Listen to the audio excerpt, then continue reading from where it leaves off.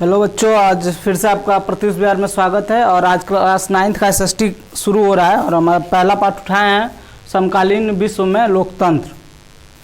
तो लोकतंत्र क्या होता है, पहले इसको जानना जरूरी है। लोकतंत्र क्या होता है? लोकतंत्र एक ऐसा शासन प्रणाली है जिसमें क्या होता है कि गवर्नमेंट का जो चुनाव करती है वो जनता करती है और एक फिक्स टाइम पीरियड पे वो चुनाव होता रहता है। इसका जो सबसे फेमस डिफिनीशन है वो ये है कि लोकतंत्र का शासन का मतलब ऐसा शासन जो जनता के द्वारा जनता के लिए चुना गया हो। तो लोक शासन के पहले तो कई तरीके होते थे। लोकतंत्र की आवश्यकता क्यों पड़ी, इसके लिए हमें जानना जरूरी है कि शासन होते कितने तरह के हैं। तो जो सबसे पहले जो पुराना कल्चर है शासन का वो था राजशाही, राजतंत्र, जिसमें एक व्यक्ति राजा होता था, फिर उसका बेटा राजा होता था, फिर उसका बेटा राजा होता था। वो अपने हिसाब से अपना रूल वगैरह चलाते थे, जो उनको मन में आता था करते थे।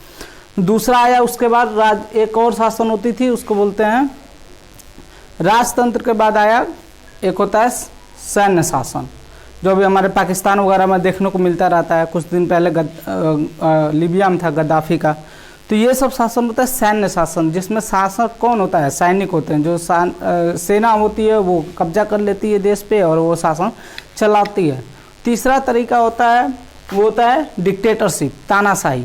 एक ये भी तरीका है जिसमें तानाशाही होता है कि कोई एक आदमी शासक बन गया, वो दूसरे को आने ही नहीं देगा और जो उसके विरोधी होंगे जो उसके खिलाफ जाएंगे उनको क्या करेगा, कुचलता जाएगा। और ये काफ़ी दमनकारी होता है।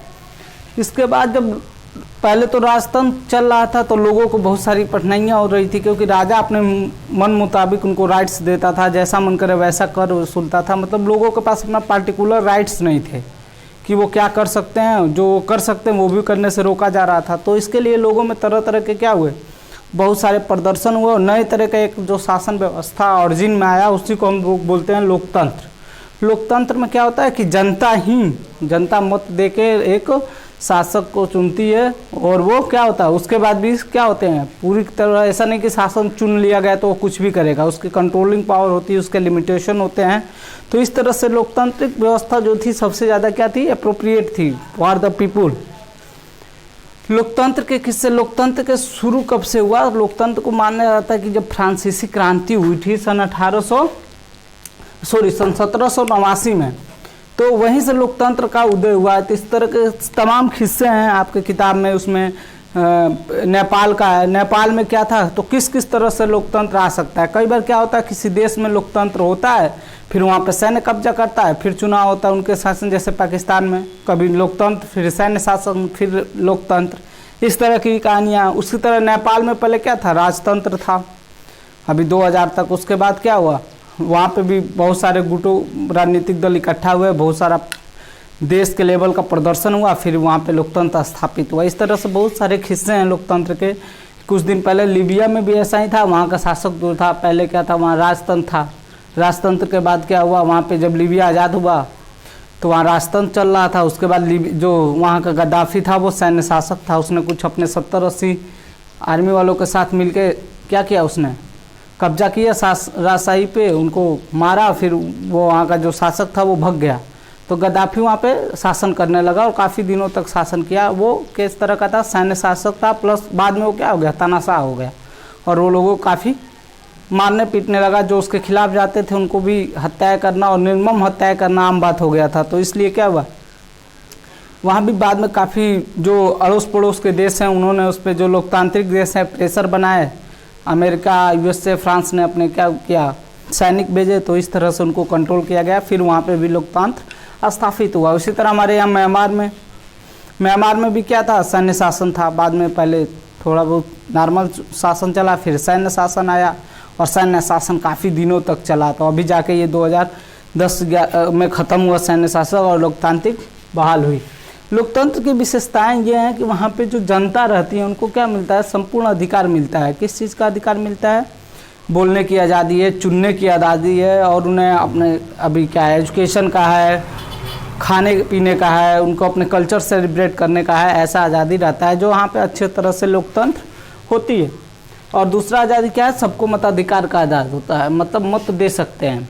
मत देना, जो सबसे पहले जो मत देने का जो सबको अधिकार होता है मत देने का जिस जगह पे, उसको बोलते हैं सार्वभौमिक मताधिकार। मतलब हर एक वयस्क को मत देने का अधिकार हो। जब ये मत के हिसाब से ही से जैसे लोकतांत्रिक व्यवस्था जो थी वो मतदान पे ही चला, लेकिन धीरे धीरे किसी चीज़ का विकास होता है। जब शुरू में आया लोकतंत्र तो ऐसा हुआ कि उच्च वर्ग लोगों को ही वोट देने का अधिकार था, फिर ऐसा हुआ कि सिर्फ मेल पीपल ही वोट करेंगे, औरतें नहीं करेंगी। जैसे यूएसए में लगभग श्वेत लोग 1965 तक ये अश्वेत लोगों को राइट्स नहीं था वोटिंग करने का। तो इस तरह तरह का क्या होता है, किसी भी चीज़ का जब ऑरिजिन हो जाता है तो फिर उसका विकास होता है। तो शुरू में भी कमियां रहती हैं, अभी भी लोकतंत्र में हर जगह 100% स्थापित करना लोकतंत्र एक बहुत बड़ा काम है जो ऑलमोस्ट पॉसिबल ही नहीं है। तो इस तरीके से क्या हुआ, जो सबसे पहले सार्वभौमिक मताधिकार मतलब देश के हर वयस्क को वोट देने का अधिकार हो। तो अभी तो बहुत सारे देशों में हो गया, लेकिन जो सबसे पहले सार्वभौमिक मताधिकार देने वाला देश था वो था न्यूजीलैंड। तो सबसे फिर जर्मनी हुआ, ऐसे करके कई देश हुए, अब तो लगभग देश हैं। फिर महिलाओं को भी मत का अधिकार मिलने लगा। उसी तरह फ्रांसीसी क्रांति, लोकतंत्र का विकास जो होता है मेन इसके विकास का कारण माना जाता है फ्रांसीसी क्रांति। एक्चुअली फ्रांसीसी क्रांति भी जो हुई थी वो लोकतंत्र के लिए नहीं हुई थी, लेकिन वो राजतंत्र से इतने परेशान थे कि उसका निजात चाह रहे थे, वो कुछ और चाह रहे थे इसके जगह पे। तो इसलिए क्या हुआ, वहाँ पे उससे इंस्पायर होकर जो अगल बगल के देश थे, जो छोटे छोटे देश थे, जैसे USA United state of America के जो छोटे छोटे स्टेट थे वो मिल के यूएसए बने और पहला लोकतंत्र को स्थापित किया यूएसए ने। उसके बाद आया विश्व स्तर पर लोकतंत्र। ये तो हो गई देशगत बातें, हमारे देश में भी लोकतंत्र है। तो मोटा मोटी हमको ये समझना कि लोकतंत्र है क्या। लोकतंत्र एक तरह से सिंपली आप ये समझिए, लोकतंत्र एक शासन की व्यवस्था है जिसमें शासक को जनता चुनती है और एक फिक्स टाइम के लिए चुनती है। फिर उसके बाद क्या कर सकते हैं, उसके काम का अवलोकन करके और फिर उसको हम रिप्लेस भी कर सकते हैं। जैसे अपने ही देश में इसके पहले कांग्रेस थी, अभी बीजेपी का शासन है, फिर हो सकता है आगे किसी और पार्टी का हो।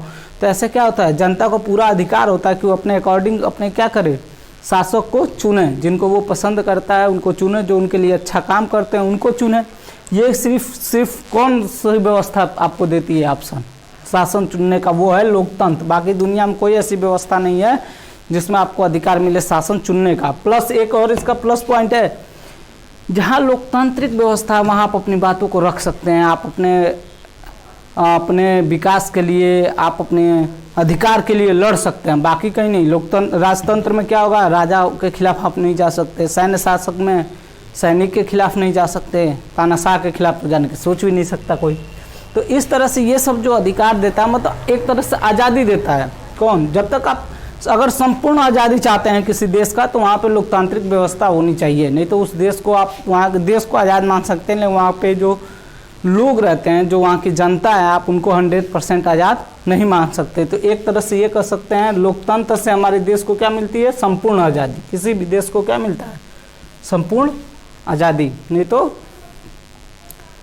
उसके बिना क्या है, पॉसिबल नहीं है। आपको हमेशा कोई ना कोई प्रॉब्लम रहेगी, आपके राइट्स को लेके, आपके विचार को नहीं रख सकते हैं, आप किसी के खिलाफ नहीं कुछ बोल सकते हैं। जबकि लोकतंत्र में आप सरकार से क्वेश्चन पूछ सकते हैं कि इतना पैसा आया तो कहाँ गया। ये कहना आसान है, लेकिन जनरली वही कह रहा था कि 100% लोकतंत्र स्थापित करना एक बहुत बड़ा एक तरह से कह सकते हैं हैडल है, उसको मतलब पॉसिबल ही नहीं है। क्योंकि अभी आप किसी गवर्नमेंट से जाकर पूछिए कि हम कितना टैक्स मिला, कहाँ कहाँ खर्चा हुआ, उधार थोड़ा हिसाब किताब दो, पता चलेगा अगले दिन जेल में मिल रहा है।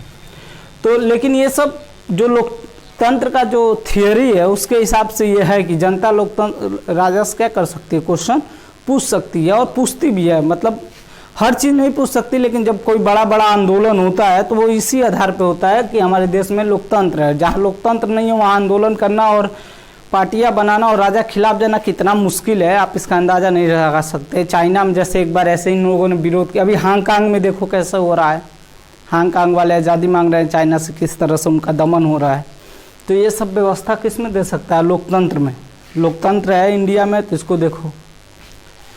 उसके बाद होता है विश्व स्तर पर लोकतंत्र। जैसे ये तो देशगत स्तर थे, ऑलमोस्ट मान लो 80% कंट्रीज इस समय 2020 तक तो लोकतांत्रिक हो चुके हैं, कुछ परोक्ष अपरोक्ष रूप से। कुछ अभी कोशिश कर रहे हैं लोकतंत्र के लिए, लेकिन अब ये टाइम आ गया कि अब ये स्टेट लेवल से उठ के ग्लोबल लेवल पे जाए, जिसकी हम बात करते हैं किसको, विश्व स्तर पे लोकतंत्र की। जैसे हमारा यूएनओ हुआ है, संयुक्त राष्ट्र संघ, तो संयुक्त राष्ट्र संघ भी क्या है, जैसे उसमें भी मताधिकार होता है, जहाँ मताधिकार की बात हो वो समझ जाओ लोकतंत्र की बात हो रही है। यूएनओ में क्या है कि इसका भी जो जितना भी प्रोसेस है वो सारा क्या है, लोकतांत्रिक है। उसके मेंबर हैं टिल 2000 तक थे 193 मेंबर्स हैं यूएनओ में, जो अलग अलग नेशंस हैं। तो उनका भी क्या काम होता है, लेकिन उसमें थोड़ी सी क्या है प्रॉब्लम है, क्योंकि जो अंतर्राष्ट्रीय संगठन है उसमें 100% लोग, क्योंकि हर देश का अपना अपना कल्चर है, हर देश का एक लेवल है बाई इकोनॉमी, जो मेन डिसाइड होता है ग्लोबल लेवल पे कोई भी डिसीजन होता है उसमें बहुत बड़ा एक फैक्टर होता है इकोनॉमी। तो एक तरह से हम बात कर रहे हैं कि हमारा जो अभी इस समय का जो परिवेश है, इस समय हम किसकी तरफ बढ़ रहे हैं, ग्लोबल डेमोक्रेसी के तरफ। तो संयुक्त राष्ट्र उसका एक अच्छा एग्जाम्पल है। इस तरह का भी बहुत सारे समूह हैं, जैसे यूरोप का एक अपना है, तो उसी तरह हमारे सार्क हैं। ये सब क्या है, एक तरह के डेमोक्रेटिक, क्योंकि सार्क में जितने मेंबर हैं उनका एक समूह है, उनके हिसाब से डिसीजन होता है। तो इस तरह से हम ग्लोबल इकोनॉमिक डेमोक्रेसी की तरफ बढ़ रहे हैं। उसका एक सबसे बड़ा एग्जाम्पल है संयुक्त राष्ट्र संघ। जैसे संयुक्त राष्ट्र संघ में क्या है कि उसमें किसी भी देश के अंतर्राष्ट्रीय विवाद को, जैसे मान लो कि समुद्र हो गया, उसके समुद्र सीमा का निर्धारण करना या अंतर्राष्ट्रीय नियम कानून बनाना, यह सब क्या होता है संयुक्त राष्ट्र संघ से निर्धारित होता है। मैक्सिमम कंट्रीज उसको मानती हैं। जो तो इस तरह से हम क्या कर रहे हैं, एक तरह से हम ग्लोबल डेमोक्रेसी की ओर बढ़ रहे हैं। दूसरा संयुक्त राष्ट्र का बैंक, विश्व बैंक। विश्व बैंक में क्या है कि जो भी कमज़ोर देश हैं वो उनको पैसे की ज़्यादा आवश्यकता होती है। जो अमीर देश हैं वो क्या करते हैं, विश्व बैंक को देते हैं और उनके विकास के लिए काम करता है कमज़ोर देशों के लिए। जैसे हमारे देश में भी कई बार विश्व बैंक से पैसे आते हैं। छोटे छोटे जो अफ्रीकन कंट्रीज हैं उनकी बीमारी ये सब के लिए भी क्या होता है, विश्व बैंक पैसा देता है, उनके विकास के लिए पैसा देता है। कुछ अच्छे कंट्रीज हैं, डेवलपिंग कंट्रीज हैं, उनको लोन की ज़रूरत होती है तो उनको भी विश्व बैंक क्या देता है, लोन देता है। तीसरा हुआ हमारा संयुक्त राष्ट्र सुरक्षा परिषद। सुरक्षा परिषद का क्या काम है, सुरक्षा परिषद क्या करता है कि जो कमज़ोर देश हैं, जैसे उन देशों की सुरक्षा का भी जिम्मेदारी कौन लेता है, संयुक्त राष्ट्र संघ। जो कमज़ोर देश हैं जिनके पास सैनिक, वहाँ की इतनी कंडीशन ख़राब है इकोनॉमिकली कि वहाँ पे लोग तो अपने आधारभूत संरचना और ये फंडामेंटल नीड्स नहीं पूरा कर पा रहे हैं, तो सैनिक कहाँ से रखेंगे। तो उनकी भी सुरक्षा की जिम्मेदारी कौन लेता है, लोग संयुक्त राष्ट्र संघ। और उसके लिए कौन बना है, संयुक्त राष्ट्र सुरक्षा परिषद। तो ये क्या करता है कमज़ोर देशों में। और सुरक्षा परिषद का एक बहुत बड़ा रोल इसमें है डेमोक्रेसी को स्थापित करने में। जैसे मान लो इराक में था, इराक की एक एग्जाम्पल लेते हैं। इराक में जब सद्दाम हुसैन था तो वो क्या था, एक तरह का तानाशाह था। पहले तो वो सैनिक था तो उसने सैन्य शासन स्थापित किया, फिर उसके बाद क्या हो गया, वो तानाशाह हो गया और उसने दमनकारी नीतियाँ अपनाई। जो वहाँ के अल्पसंख्यक थे उनको बहुत मारता था, उनको मतलब बहुत बर्बरता से बिहेव करता था। उनके पास फंडामेंटल राइट्स नहीं थे, जो उसके खिलाफ जाता था उनको भी मार देता था। तो इस चीज़ को देखते हुए यूएसए ने क्या किया, एक्शन लिया और कई देशों ने मिलकर उस पर अटैक किया और उसके सद्दाम हुसैन को फांसी हुई। फिर वहाँ पे क्या स्थापित किया गया, डेमोक्रेसी। इवन कि वहाँ के आंतरिक मामला था, यूएसए को डायरेक्ट वहाँ पे हमला नहीं करना चाहिए था। यूएनओ के बिना आर्डर के या बिना कुछ डिस्कशन किए अमेरिका ने डायरेक्ट हमला कर दिया था इराक में, जिसको बाद में उस समय के जो यूएनओ के अध्यक्ष थे कोफी अन्नान, उन्होंने बताया कि ये काम सही नहीं था। लेकिन फिर भी मैक्सिमम इस समय क्या कर रहा है, अमेरिका इस रूल को फॉलो कर रहा है कि जिस देश में डेमोक्रेसी नहीं है वहाँ पे डेमोक्रेसी को स्थापित किया जाए, क्योंकि उनका मानना ऐसा है कि डेमोक्रेसी ही मतलब बेटर है। जो भी जनता है या पीपल है या एक इकोनॉमिक ग्रोथ के लिए, राष्ट्रीय ग्रोथ के लिए क्या है, डेमोक्रेसी सबसे अच्छा उपाय है। तो इस तरह से एक तरह हम कह सकते हैं जो ग्लोबली डेमोक्रेसी का जो सबसे ज़्यादा विकास करने में सहयोग कर रहा है वो है यूएसए। तो हम बता रहे थे कि लोकतंत्र को स्थापित करना इतना आसान नहीं है एक पार्टिकुलर देश में। तो सोचो ग्लोबली कैसे पॉसिबल है। जैसे हम सिंपली अगर यूएनओ की बात करते हैं, ठीक है वोट दिया जाता है, लेकिन तुम जब बात करोगे संयुक्त राष्ट्र सुरक्षा परिषद की तो उसके 5 परमानेंट मेंबर हैं, 10 मेंबर चुने जाते हैं, अस्थायी मेंबर होते हैं। और इसमें जो 5 मेंबर हैं वीटो पावर जिनके पास होता है, वीटो पावर मतलब एक विशेष अधिकार है यूएनओ में, उन 5 देशों के पास है। जैसे यूएसए हुआ, ब्रिटेन हुआ, चाइना हुआ, तो ये सब देश क्या करते हैं, इनका अगर ये किसी भी चीज़ पर इन पाँचों में से मान लो 192 मेंबर राजी हैं, एक वीटो पावर वाला मेंबर राजी नहीं है, तो वो चीज़ को पारित नहीं किया जा सकता। ये तो फिर यहाँ पर डेमोक्रेसी कैसे हुई। उसी तरह सुरक्षा क्या बोलते हैं, विश्व बैंक में जो देश जितना ज़्यादा पैसा दे रहा है विश्व बैंक को, उसके वोट का इतना वैल्यू है, जो कम दे रहा है उसके वोट की वैल्यू उतनी ही कम है, जो नहीं दे रहा है उसकी तो गिनती ही नहीं है। तो इस तरह से ये भी एक तरह का कंप्लीट लोकतंत्र नहीं हुआ। लोकतंत्र को स्थापित करना क्या है, इतना आसान काम नहीं है। आपको जितना आसान लगता है उतना है नहीं, जितना इसकी थियरी जो बताती है वो करना आसान नहीं है। लेकिन फिर भी अगर लोकतंत्र में थोड़ा बहुत इधर उधर होता भी है तो भी ये देश के लिए, उस वहाँ के जनता के लिए बाकी सारे जितने शासन के तरीके हैं उन तरीक़ों से बेहतर है। क्यों? क्योंकि यहाँ पे आप जनमानस को कुछ फंडामेंटल राइट्स होते हैं। इसका सबसे बड़ा एक ये कारण है कि लोकतांत्रिक तरीकों देश जिस देश में होता है जो शासन व्यवस्था लोकतांत्रिक, उनके पास एक संविधान होती है और संविधान में ऑलरेडी लिखा होता है किसके पास क्या राइट्स है, उसके बियॉन्ड कोई नहीं जा सकता, चाहे वो शासक हो चाहे जनता हो। क्योंकि शासक को भी एक लिमिटेशन है कि वो क्या, ऐसा नहीं है कि कोई आदमी थोड़ी सी गलती की, जैसे बहुत सारे जो कंट्रीज में डिक्टेटरशिप वगैरह है वहाँ छोटी मोटी गलती पर लोगों को फांसी दे दी जाती है, लेकिन हमारे यहाँ ऐसा नहीं है। एक आदमी को फांसी देने में, बड़ी गलती पे भी फांसी देने में बहुत पापड़ बेलना पड़ता है। क्यों? क्योंकि यहाँ पे क्या है, लोकतंत्र है और इसके पास एक रिटन कॉन्स्टिट्यूशन है। तो कॉन्स्टिट्यूशन का बहुत बड़ा असर पड़ता है। वो सिर्फ डेमोक्रेसी में ही क्या हो सकता है, एक कॉन्स्टिट्यूशन हो सकता है जो प्री डिफाइन करता हो सबके राइट्स को, सबके लिमिटेशन को। तो इन सब चीज़ों से हम क्या समझ रहे हैं कि लोकतंत्र क्या है, बहुत ज़्यादा ज़रूरी है देश के विकास के लिए। क्योंकि इसमें क्या होता है, जनता जवाबदेह होती है किसको, सॉरी जनता नहीं, सरकार जवाबदेह होती है जनता को, और जनता क्या कर सकती है, सरकार से क्वेश्चन पूछ सकती है, वो अपने अधिकार मांग सकती है।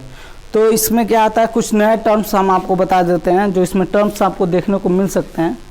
नए नए टर्म्स हो गए, एक तो होता है हड़ताल। हड़ताल क्या होता है, जब बहुत ज़्यादा एक बहुत बड़ा समूह मजदूरों का किसी इकट्ठे डिसाइड करे कि हमको ये काम नहीं करना है, तो उसको क्या बोलेंगे, हड़ताल। जब मतलब समूह मजदूरों का समूह जब काम नहीं करना चाहेगा तो उसको क्या बोलेंगे, हड़ताल। दूसरा वीटो पावर। वीटो पावर के बारे में हमने बताया ही, ये एक विशेष प्रकार का अधिकार है जो यूएनओ में कुछ लिमिटेड 5 कंट्रीज को मिला हुआ है।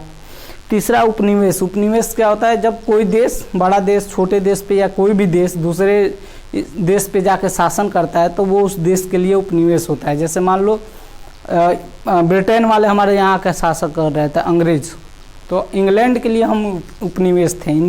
तो कहेंगे कि इंग्लैंड का उपनिवेश था भारत। ठीक है। तीसरा हो गया गठबंधन। गठबंधन क्या होता है, जब किसी एक दो राजनीतिक पार्टियां अपने आप में गठन करके शासन की ओर बढ़ती हैं, चाहे कोई एक डिसीजन लेती हैं, उसको गठबंधन बोलते हैं।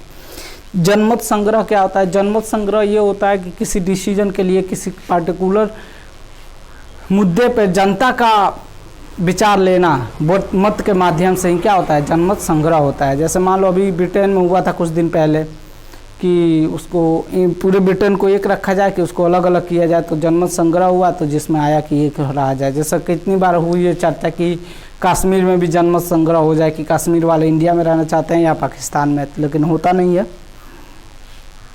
तख्ता पलट क्या होता है, जब जबरदस्ती किसी शासक को हटा के वहाँ पे कब्जा करना है या किसी शासक को हटा के वहाँ पे क्या करना है ना, अपना शासन स्थापित करना ही क्या है, तख्ता पलट है। तीसरा साम्यवाद शासक। साम्यवाद शासक क्या होता है, जब किसी एक ही शासक हमेशा शासन करता रहे, यही साम्यवाद हो गया। मतलब डिक्टेटरशिप से थोड़ा, उसमें क्या होता है, वो लोग पैसे को ज़्यादा वो देते हैं, तवज्जो देते हैं, जिसमें पैसे वाले लोग क्या करते हैं, शासन करते हैं, वो साम्यवाद हुआ, कैपिटलिज्म।